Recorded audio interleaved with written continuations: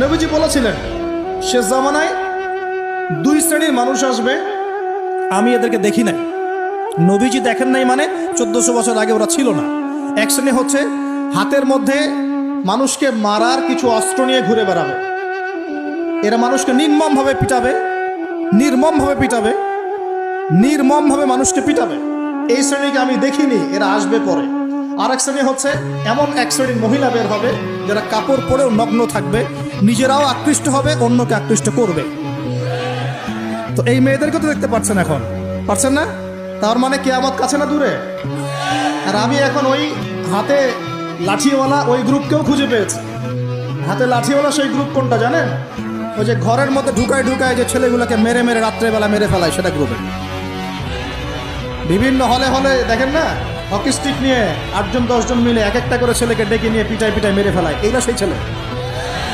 এদেরকে যারা জন্ম দিয়েছে ওই বাপের জন্য ধিক্কার।